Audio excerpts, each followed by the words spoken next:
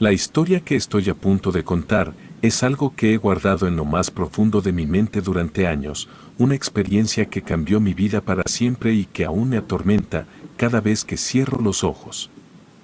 Honestamente desconozco si haya un nombre para la fobia que yo tengo, puesto que creo que es demasiado específica como para que siquiera tenga un nombre.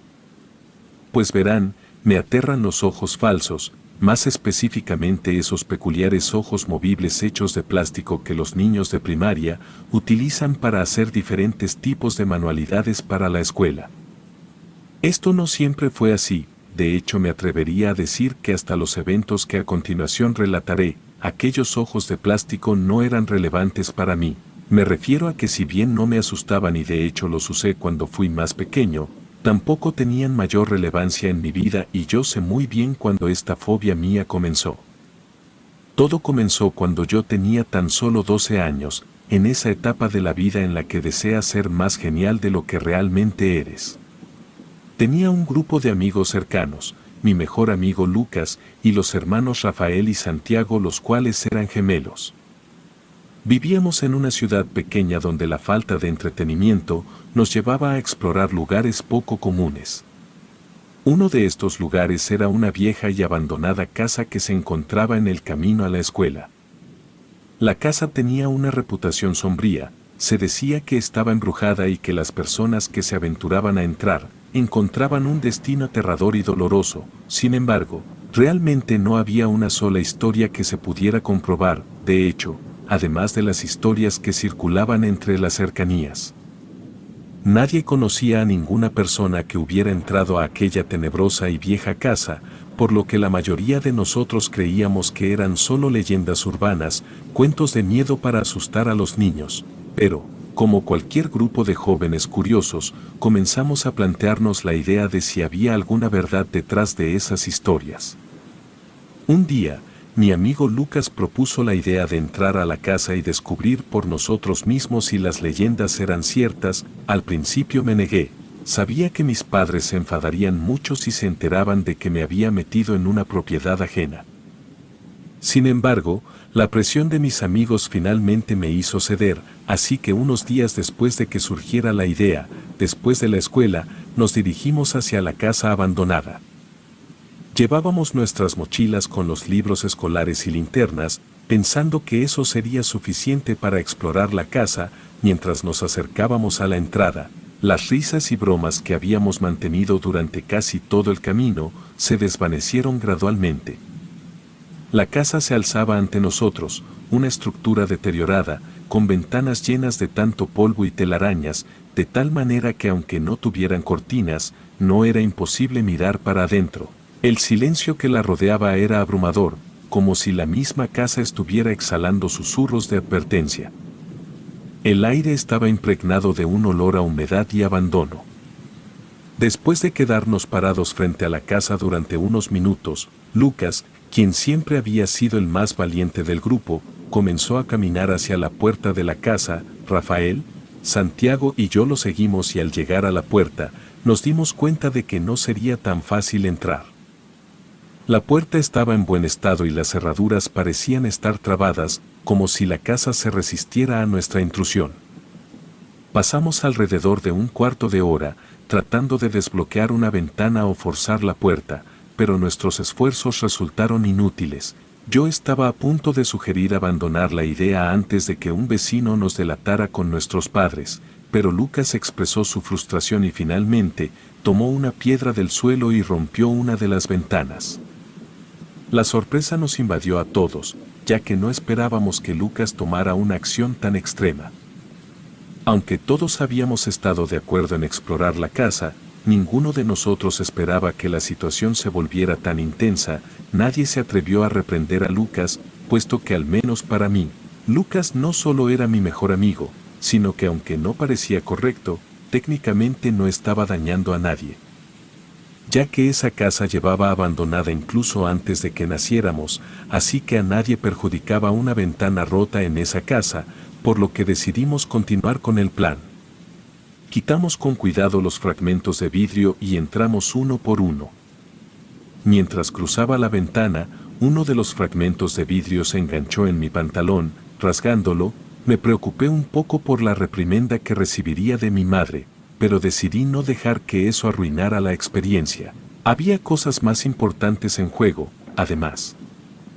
Simplemente podía ocultarlo al llegar a casa y tratar de coserlo esa noche mientras todos durmieran.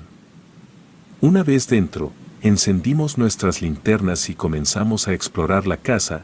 La sensación de que el tiempo se hubiera detenido se hizo aún más fuerte. Los muebles antiguos estaban cubiertos de polvo y los cuadros en las paredes parecían haber perdido su antigua gloria. La atmósfera era extraña, como si estuviéramos en un museo abandonado, con un olor muy peculiar como aguardado combinado con el de la humedad. La casa estaba llena de estatuillas de porcelana y figuras, como las que las ancianas suelen coleccionar. Este detalle nos provocó escalofríos a todos. Las historias que circulaban en la ciudad afirmaban que una anciana había vivido en esa casa y que incluso después de su muerte, su espíritu seguía vagando por ahí. Puesto que su alma no podía o más bien no quería comprender que su tiempo en este mundo había terminado. Exploramos la planta baja de la casa, tratando de aligerar la tensión con bromas sobre las estatuas de porcelana, comentábamos lo feas que eran y bromeábamos sobre la posibilidad de que la supuesta anciana apareciera, exigiendo una compensación por la figura que Lucas había tirado accidentalmente y que se había roto en 1000 pedazos. Provocando un eco estruendoso que pareció cubrir cada rincón de la casa. A pesar de nuestros intentos de mantener el ánimo en alto, la sensación de inquietud persistía en el aire. Después de la última broma, nos estábamos riendo, tratando de liberar la tensión que habíamos sentido en la casa. Sin embargo, un crujido extraño nos hizo enmudecer. Apuntamos nuestras linternas hacia el origen del sonido, pero no pudimos identificar nada. Lucas intentó tranquilizarnos, sugiriendo que los crujidos eran simplemente ruidos de la casa, muebles de madera antiguos que se acomodaban. Aunque sus palabras eran lógicas, ninguno de nosotros se sintió completamente seguro con esa explicación. Después de un rato, decidimos que, ya que estábamos ahí, debíamos recorrer toda la casa. Comenzamos a subir la escalera que conducía al segundo piso. Mientras avanzábamos, Rafael compartió una historia que había escuchado de su hermano. Según él, la anciana que vivió en la casa pasaba sus días fabricando cientos de muñecas, afirmando que sus nietas vendrían a visitarla y que les tendría un gran regalo preparado. Sin embargo, esto era imposible ya que la anciana nunca había tenido hijos ni familia. Esta era la razón por la que la casa había permanecido abandonada durante tanto tiempo después de su muerte. Rafael también mencionó una versión perturbadora de la historia, en la que las muñecas habían asesinado a la anciana. Esto nos hizo sentir escalofríos y nos inquietó aún más. Cuando Rafael terminó de contar la historia, sentí un escalofrío recorriendo mi espalda. Era la primera vez que escuchaba esa versión, puesto que hasta donde yo sabía, la anciana había muerto de causas naturales en su casa.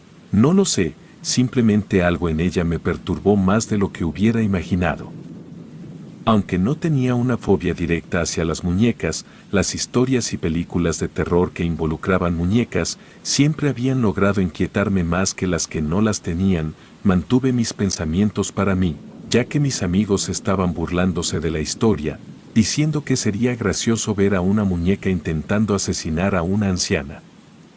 Una vez en el piso de arriba, nos encontramos con 4 puertas. Sin saber a cuál dirigirnos, finalmente, optamos por abrir la primera puerta que encontramos. Sin embargo, en lugar de una habitación, descubrimos un baño antiguo. El lugar estaba en decadencia y el agua estancada llenaba la bañera. Estaba verde y parecía que tenía al menos una capa de algas, de 5 centímetros de grosor, y por si eso no fuera ya lo suficientemente asqueroso, una rana se asomó de adentro de esa espesa agua. La vista nos provocó arcadas y asco y retrocedimos rápidamente, cerrando la puerta con fuerza. Comentamos que era lo más asqueroso que habíamos visto en nuestras vidas y la risa nerviosa volvió a llenar la habitación. Después de la desagradable experiencia de abrir la primera puerta, Santiago dijo que quizás lo mejor era irnos ya, antes de que encontráramos algo mucho más asqueroso que esa bañera. En ese momento yo concordé con él, puesto que aunque realmente no olía a nada en particular, me había dado mucho asco, pero Lucas nos alentó a seguir adelante.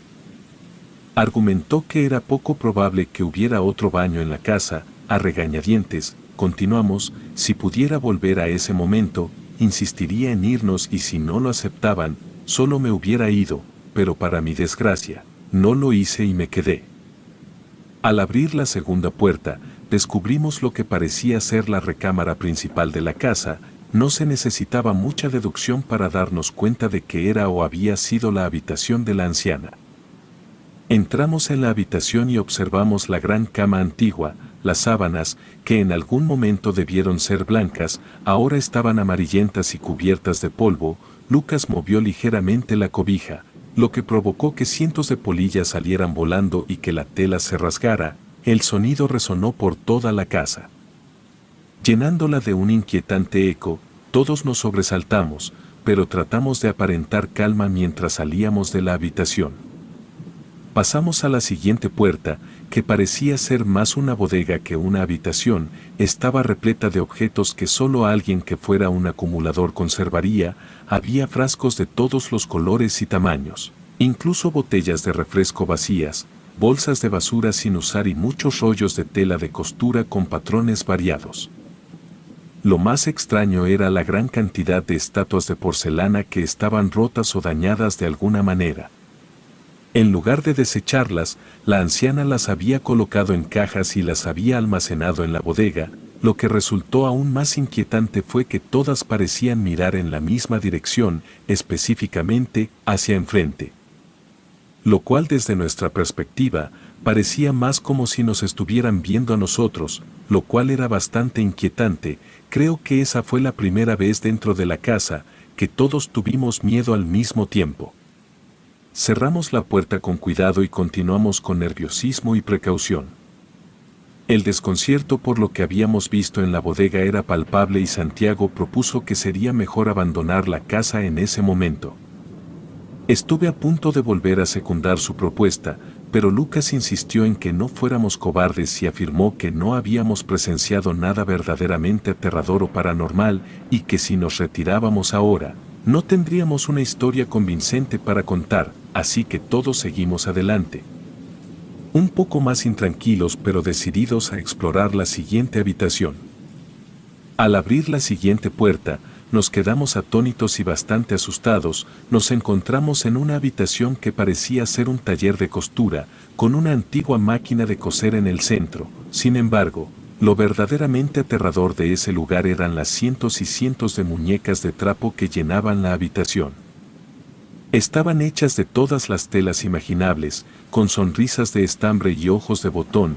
Algunas de ellas incluso tenían esos ojos movibles a los que yo desarrollé un miedo irracional, pero les aseguro que no fue por ver en ese momento a las muñecas.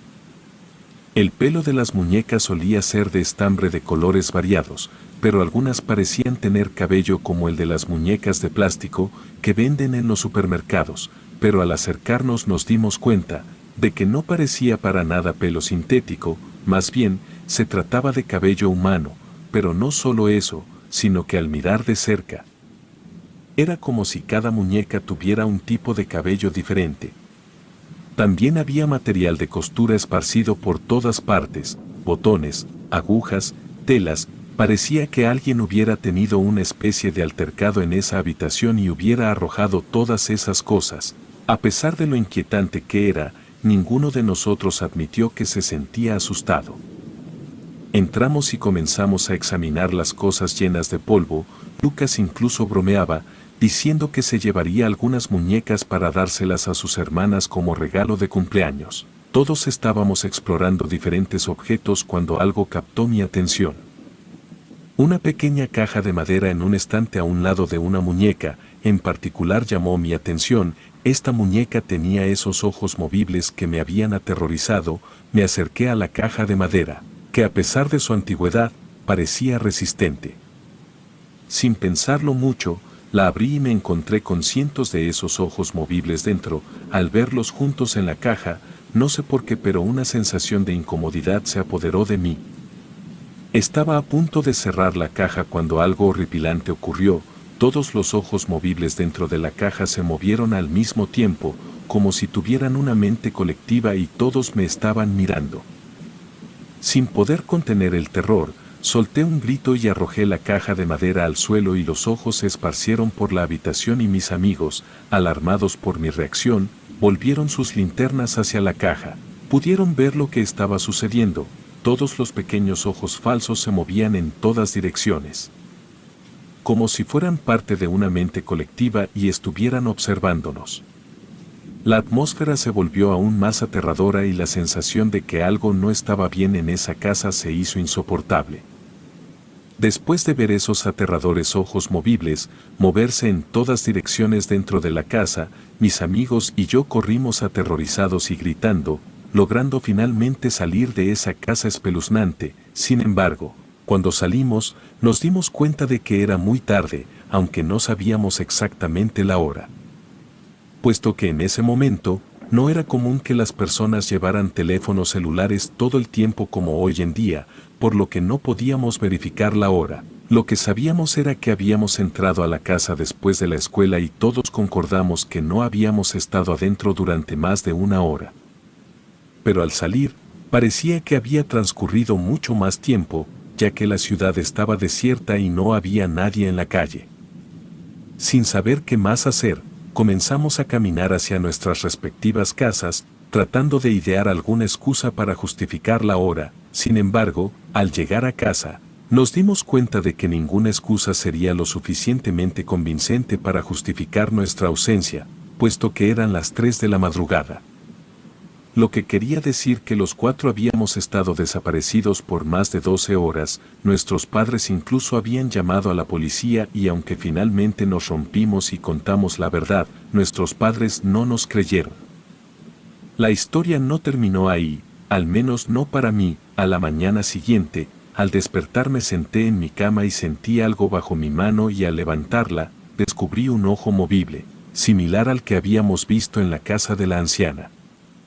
Esto me asustó tanto que salté de la cama y caí de sentón en el piso, pero al levantarme, me di cuenta de que no había un solo ojo falso, sino cientos de ellos, esparcidos por todo el colchón de mi cama, todos de diferentes tamaños como los de la caja que había abierto. Grité para llamar a mis padres, quienes acudieron rápidamente a mi habitación y aunque vieron todos esos ojos falsos, pensaron que estaba tratando de fingir para evadir el castigo que me habían impuesto. Por haber desaparecido durante tantas horas con mis amigos, me hicieron recoger todos los ojos falsos y tirarlos a la basura, sin darle demasiada importancia.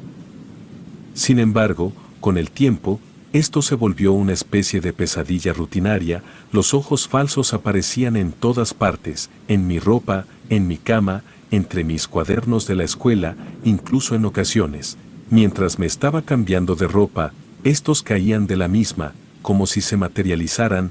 En una ocasión todas las fotografías de mi casa tenían pegados esos ojos movibles en la cara, reemplazando sus ojos reales. Mis intentos por explicar que yo no tenía nada que ver con esto fueron en vano, ya que mis padres no me creían y a menudo me decían que debía de parar ya con eso y en todas las veces me obligaron a tirar todos esos ojos de plástico.